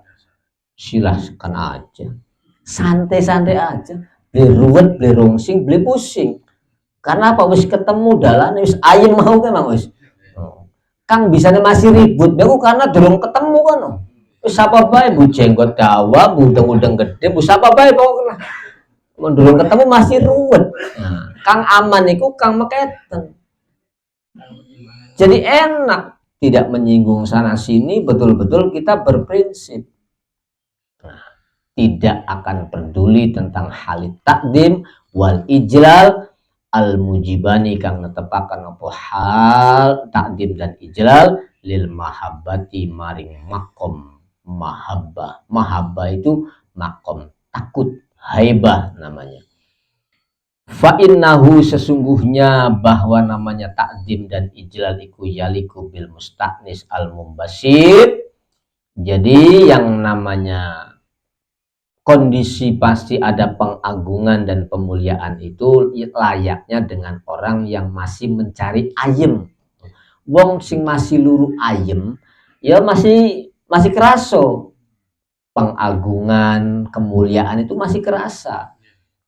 Ma ing sesuatu layaliku yang tidak layak opoma bil haib, dengan orang yang sudah betul-betul tidak memperdulikan itu. Kalau sudah makom haibah tuh, yang betul-betul haibah itu hanya dengan Allah. Mahabbah, bukan mahabbah ya, mahabbah. Takutnya hanya Allah, khawatirnya hanya Allah. Cuman itu saja. Adapun siwallah siapa jadi kono baik. Itu makom mahabbah seperti itu. Makom mahabbah tuh haibah, haibatul jalal, seperti itu. Wa dzalika min af'alillah layiku bil haib. Wa dzalika utawi haib, makom haib itu anna min af'alillah al jaizah, bahwa setengah dari aktivitas kerjaan Allah al jaizat yang layak atau yang patut, yang boleh, lahu bagi Allah opo ayur dia yento ngridoni sopo Allah, ngridoni ala kaumin pada sekelompok kaum, bifi'lihim dengan aktivitasnya kaum, wayagdobulan bendu sopo Allah bihi kelawan kaum atau kelawan godob, alal akhirin pada kaum yang lain. Kenapa Allah bisa senang bisa benci? Likhtilafi ahwalihim, sebab perbedaan sikap mentalnya kaum. Ya bisa jadi Allah satu sisi membenci mereka. Karena apa? Allah tanamkan kebencian dalam kerangka kemaksiatan. Apapun bentuk kemaksiatan, Allah tanamkan sifat bencinya di situ. Di arena kemaksiatan tuh Allah tanamkan sifat kebencian. Mengkali Gusti Allah ku aneh nih kono. Sapa baik kang maksiat berarti jukut mengkali Gusti Allah. Sebaliknya, sifat ridhonya Allah dituangkan pada ketaatan. Siapapun yang taat kepada Allah, dia berarti memetik buah ridho Allah. Sederhana. Kepengen dipendungin Gusti Allah, maksiat sing akeh. Kepengen disenengi Gusti Allah, ya gawe taat sing akeh. Kan ngoten mawon. Indikasinya itu seperti itu. Bukan berarti Gusti Allah ridho beliau. Gampang. Ridho Allah sekalipun enggak kita pahami tertuang pada ketaatan kepada Allah. Jelas toh. Nah, bendunya Allah ghadabullah dituangkan pada kemaksiatan. Lafil maksiat ghadabullah, lafil taat ridhollah. Dalam kepatuhan seorang hamba kepada Allah itu ada ridho Allah tertuang di situ. Dalam kemaksiatan kehidupan ini ada kebencian Allah dituangkan di situ. Karakter Allah ditaruh di kono. Sifat mangkale. Jadi kari milih bae Kang Us. Iya kan? Kamu kepengen dipendungin Gusti Allah kari maksiat pegang akeh. Kan ngono, ibaratnya kan begitu. Kamu pengen disenangi Gusti Allah, ambil ketaatan, kepatuhan yang banyak. Itu aja sederhana. Hanya kan yang itu milikan Tuhan karena berkat perkataan Gusti Allah juga kan ya. Milih ketaatan hakikatan karena perkataan Gusti Allah juga kan. Iya ya, makanya kan terserah tuh. Kasih alam pilihan itu alam lima yasa kok masih sekarepe Gusti Allah. Nah, cuman Gusti Allah kan nandur mau kan. Taat ya Allah yang ngasih, maksiat ya Allah yang ngasih. Kamu milih, dikasih bekal akal. Seperti itu. Tidak sekonyong-konyong Gusti Allah menyiksa lamun laka sebab kan kono.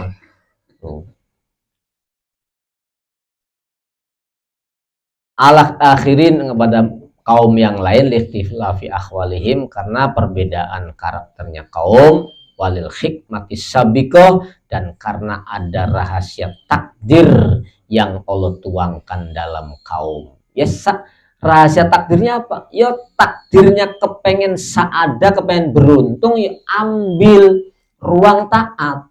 Tuh, kalau kepengen tahu kita takdir jelek, ambil ruang maksiat, sudah itu aja. Setelah kita mau memilih, nah terus setelah itu kita pasrahkan sudah. Tuh. Selain itu sudah bukan ranah kita. Ranah kita cuma dua itu. Allah punya karakter ridho, tapi Allah tuangkan dalam kepatuhan. Allah punya karakter marah, ghadab, Allah tuangkan dalam kemaksiatan. Nah, kita diberi sarana dan prasarana akal dan hati untuk memilih. Makanya itu disebut alam masyiah. Aja yor kaya wong Qadariyah, cari Gusti Allah ya manjing swarga mleworong wis apa jare baik lah, itu arane wong goblok. Wong tidak memakai pertimbangan ilmu yang matang. Itu. Walidalika karena are mengkonon walil hikmati sabiqah yugharu. Allah cemburu ala kalamihi, atas kalamnya Allah. Ayasma'ahu ing yento ngrongokake hu ing Allah hu ing kalamahu ngerongokaken illa li ahli khosoti. Jadi Gusti Allah iku lamun omongane ditangkap ning dudu kekasih Gusti Allah mengkel. Artinya apa? Kalame Gusti Allah godolanan Gusti Allah ku mengkel. Cemburu. Makane memahami kalam Allah itu harus hati-hati, nggak sembarangan. Kita memahami Al-Qur'an itu harus dengan metode bacanya, dengan tafsir. Baru akan tepat memahami kalam Allah. Aja sekarang beda. Nggak terjemah depak terus bla bla bla bla ngomong. Wah, kacau. Apalagi dijadikan komoditi kepentingan. Wah, kacau. Kalau betul-betul mau jujur ingin memahami kalam Allah, pakai alat tafsir. Metode tafsir dibuka semua. Iya kan?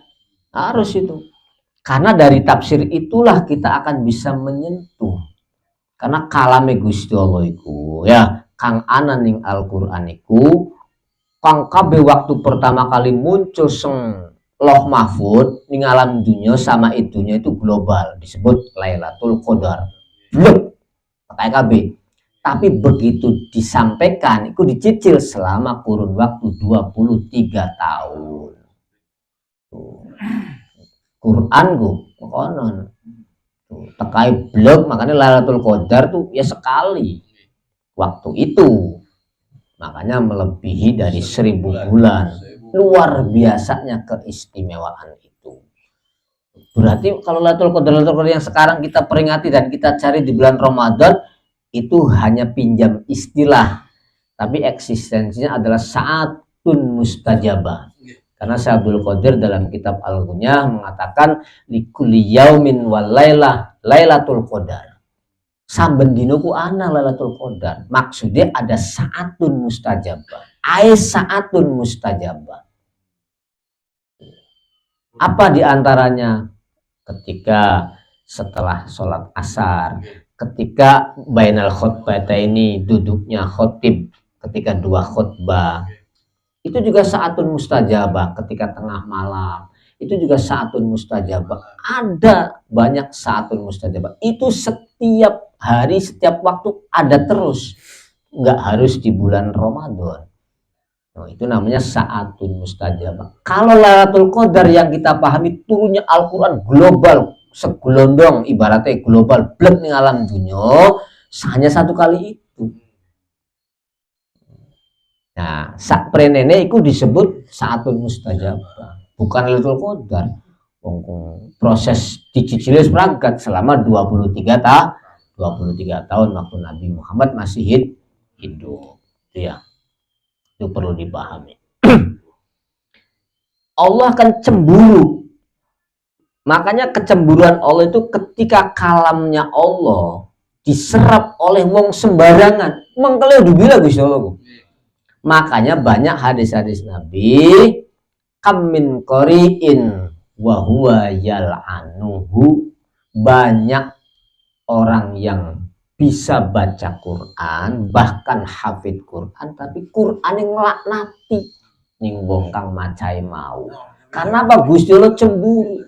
Mulane lamun kepengen golongan kula kepengen setitik-titik belajar mendengarkan kalamullah kang rodo bener lah istilah nganggo metode tafsir.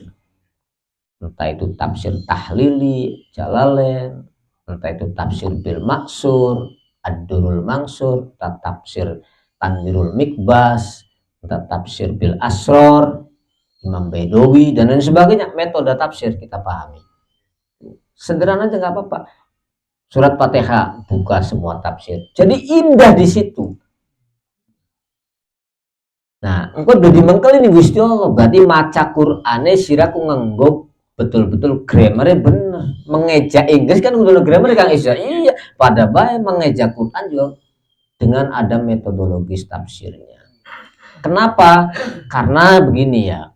Jadi tafsir itu yang betul-betul mufasir itu nggak sembarangan. Kalau mufasir itu dia mampu istimbatul makna, mampu mengeksploitasi pengertian kandungan Al-Quran dari semua sisi, Pak. Dari asrornya, dari lafadznya, dari hikmahnya, dari turunnya, semua dikaji sampai betul-betul ketemu intisari makna hakikat kalamullah, baru ditafsiri. Nah, itu namanya mufasir. Zaman Nabi yang kondang itu ada 4. 1, Abdullah bin Abbas. Kedua, Imam Ibnu Mas'ud. Yang ketiga, Imam Sa'ad. Yang keempat, Imam Amir. Itu mufasir di zaman Nabi. Sing nafsir Quran golongan pun. Gembong-gembongnya bukan berarti yang lainnya nggak bisa ada, tapi yang moncer wong papat pun mau. Sing moncer ahli tafsir itu pun. No, mekoten.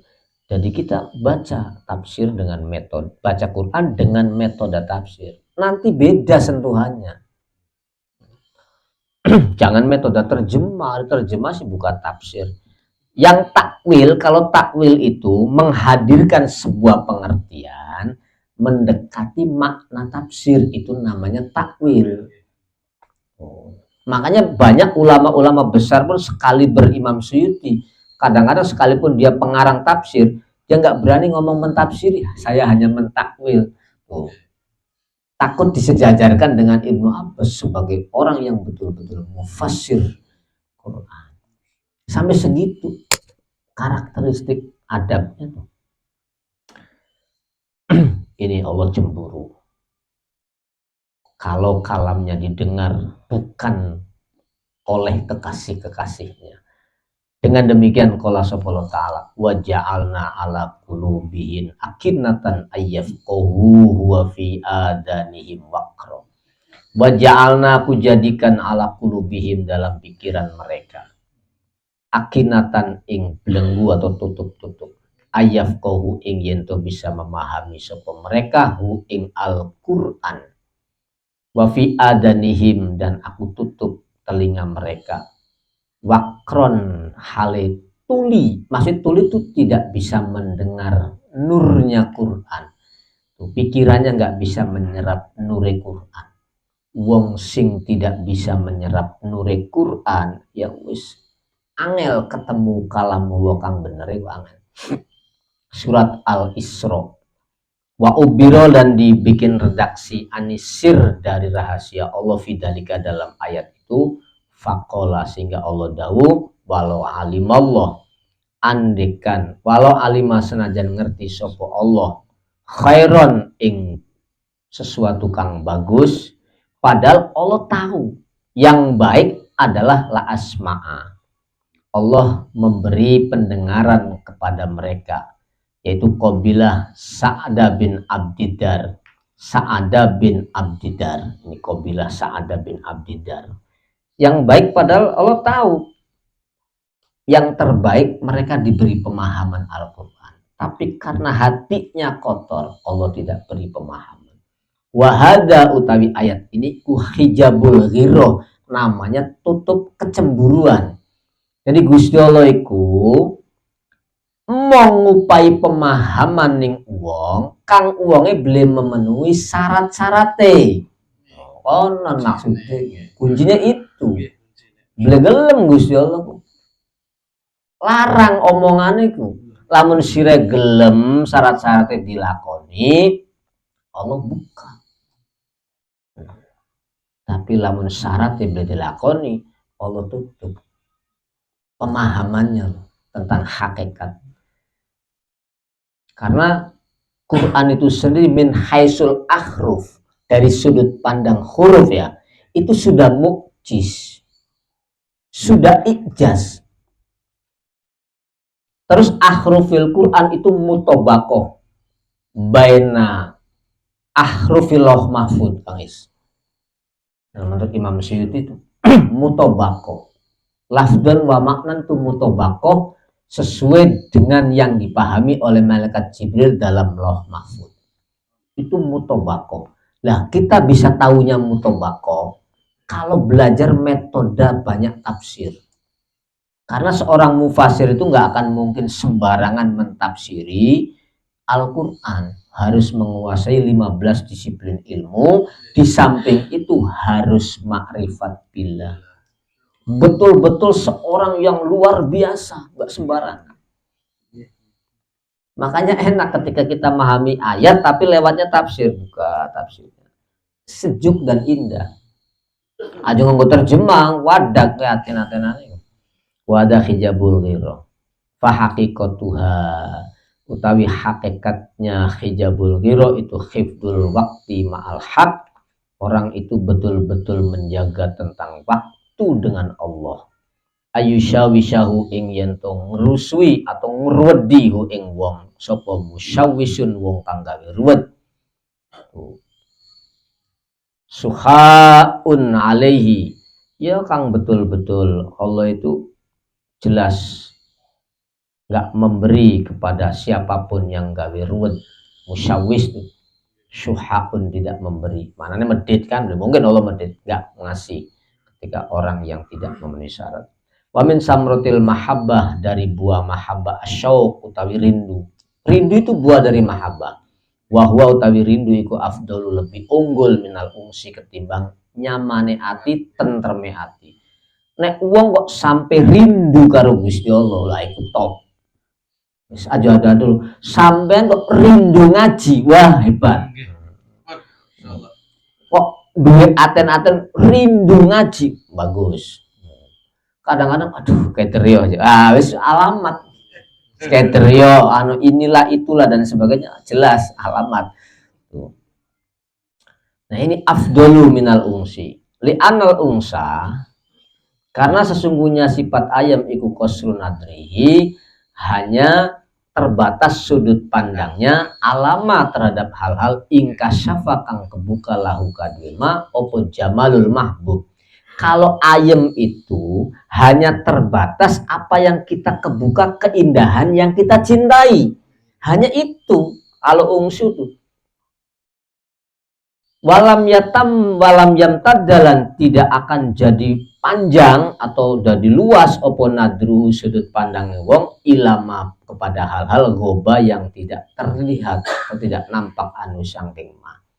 Itu namanya ungsu. Lawal mustaku, seorang perindu iku kal atsan, seperti orang yang dahaga. Kalau rindu tuh wah haus, dahaga, wah orang itu bilang haus, kepengen banyu beli. Wis masya Allah kepengen paham luar biasa sampai rindu. Wah, tuh seperti orang haus dahaga. Ada yang langgeng. Tuh. Ngorongnya orang sejam dong jam terus-terusan. La ilaha illallah. Itu namanya perindu sejati seperti itu. Rindunya luar biasa. Wal atsadaim, rindu selamanya. Li'anna haqiqatal qalaq siratul harokah linailil matlub, karena hakikatnya kolak itu pecah, iku siratul harokah, cepetnya gerakan, linailil matlub, untuk mendapatkan yang dicari. Ma iskoti sobri, ing dalam sertane menggugurkan kesabaran.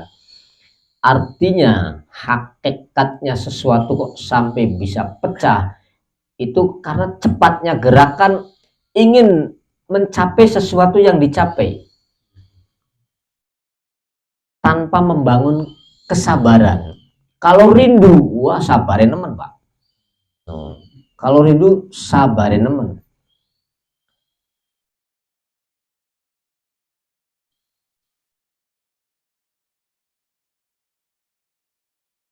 Ilama goba wal mustakal atsan ala dilatarwihi, ulang ya, yang tidak bisa segerhi ing wong opo al biharu lautan lima arifatihi, krono memahaminya atsan, memahami bi annalladzi, kelawan sesungguhnya sesuatu atau sifat-sifat ingkasyafa kang kebuka lahu kadue atsan minal umuril ilahiyah, karakter-karakter Allah, binisbat dikaitkan ilama terhadap sesuatu goba yang tidak nampak anhu sangking mah kaduroti seperti mutiara, binisbat dibandingkan ila saatil wujud maring luasnya wujud.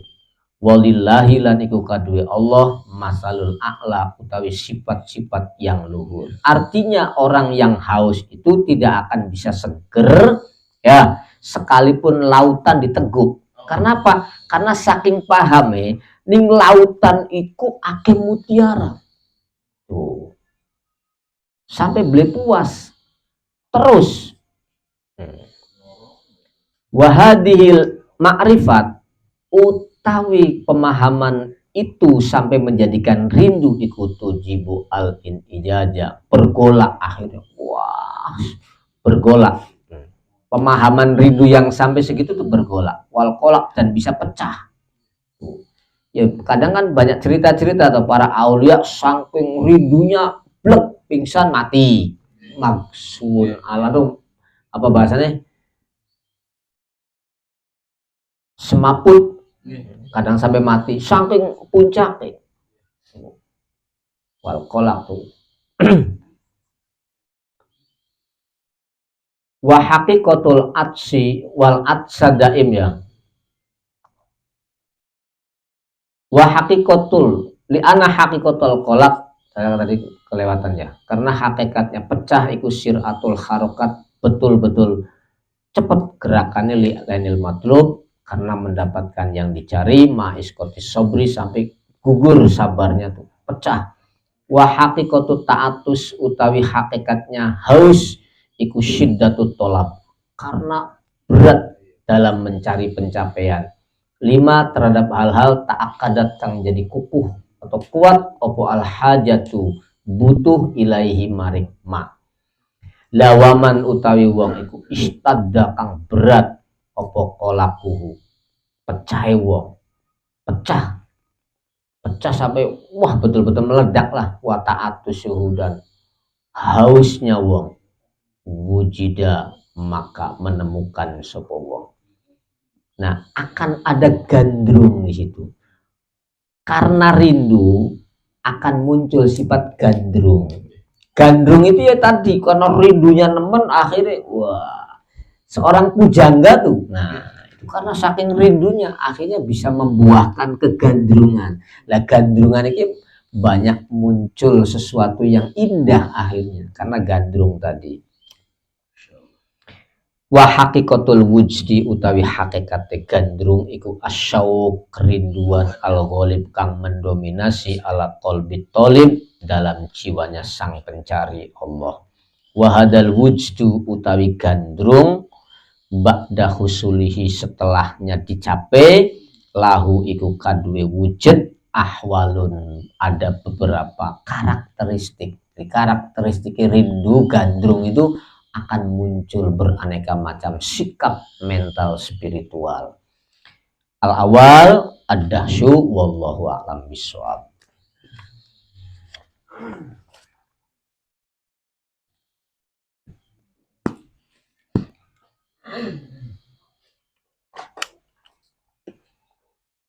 Berarti pertanyaan gula pas dalam perjalanan itu dijawab. Artinya begini, Allah akan memberikan ilmunya kepada siapapun